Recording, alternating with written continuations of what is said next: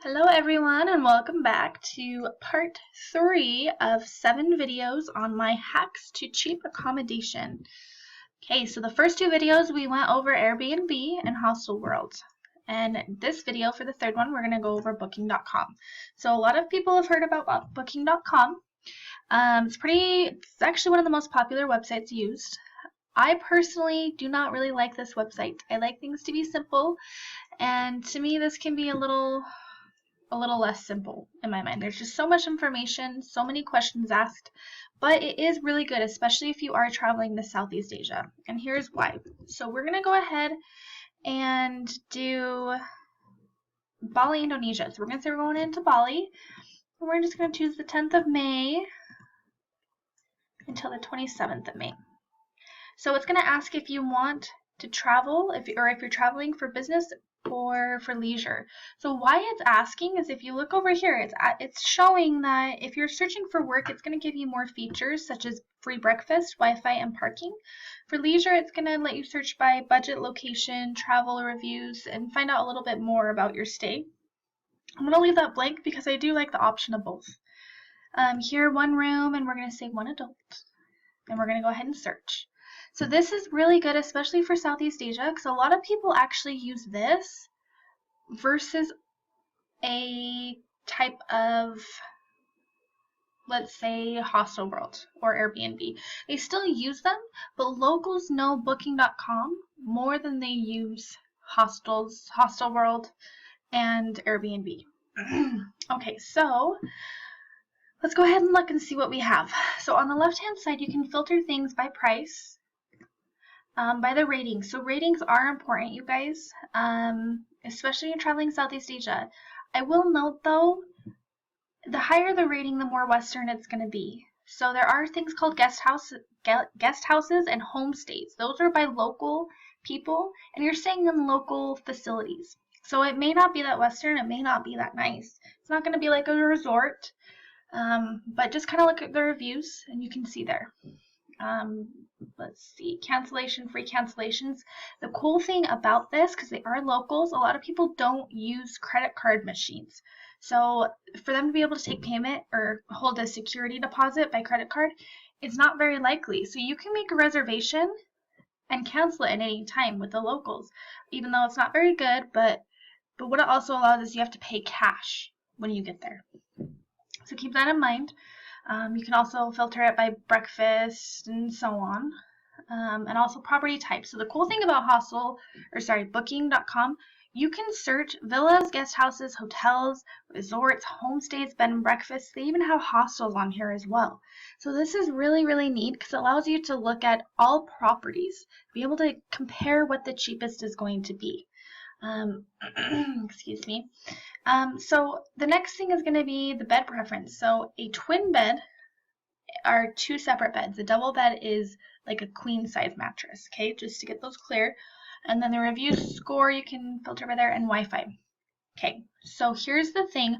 Most places do offer free Wi-Fi, but if you are traveling Southeast Asia, you may want to click that because some places don't have it, especially if you are staying in homestays and guest houses. Also, one thing you do want to note is you want to put air conditioning, okay? So that's gonna be underneath home facility. So air conditioning is gonna make sure you have an air con.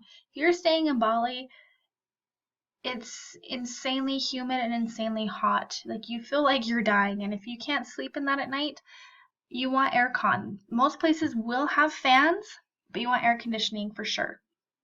Okay, so you can look through these on your own, what city you want. Let's say we're gonna go ahead and stay in Ubud. Okay, so let's go ahead and look and see what's available. So the cool thing about Booking.com is it gives you the price for all the nights you're looking for. So you can kind of compare from there and budget from there. So you can see, let's see here, and it has parking, it has Wi-Fi. Those are more resort types. You kind of get down lower. One thing you do want to keep in mind is you want to make sure everything is in Ubud, okay? So this one's really cheap. It's a resort and villa, but for 17 nights, it's $4.95. So let's go ahead and look at this one. Okay, and you can look at here, you can do a slideshow of the amenities and what's included in the rooms and how nice it is.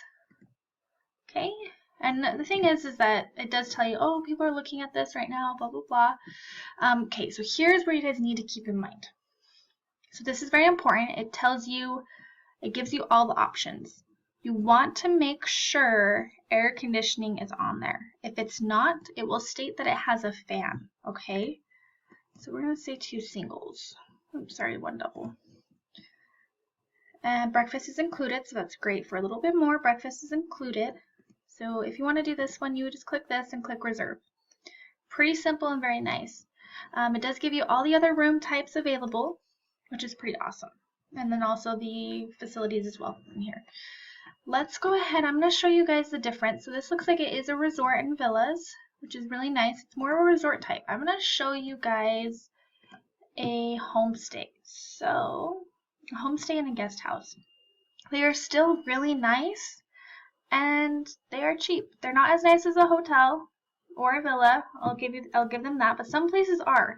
You've just got to look for it. And let's do guest house as well. Okay.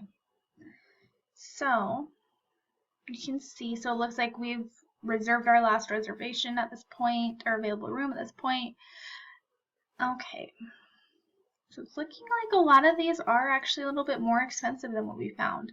The cottages, though, it's pretty cheap. Look at this one right here. This one's $281. That's pretty cool. So let's take a look here. The reviews. You also want to look at the reviews. This is going to be huge, especially for Southeast Asia. So look, you can see it's pretty nice. It's, it is nice. It's not to the standard of what the last one was, but it is really nice. Okay, so we're going to go ahead and take a look here. Okay, air conditioning. Air conditioning, cool. Air conditioning, so it looks like all the rooms are air conditioned. Awesome. You can read a little bit more about the property. And keep on scrolling, and then it kind of goes through what's good to know for check-in, check-out, cancellation policies, children's and extra beds, pets, what cards they accept. So this is really cool. These guys actually accept those cards. Okay, and then if you scroll down even more, you get to the point of the reviews. See all guest reviews. Like I said, good rule of hand, reading at least the first 3 reviews is good. But you can read as much as you want to get that. Also here, house rules, which will go down to the good to know. Okay. Other than that, that's pretty much it. It's pretty simple from there. Like I said, the one thing I do like about booking.com is that it allows more locals to be able to post about their homestays and guest homes. But for the most part in Europe, they're going to be posting at Airbnb over booking.com. Booking.com is just good for that kind of more of a staying with the local feel. But let's go ahead and move on to our free accommodation.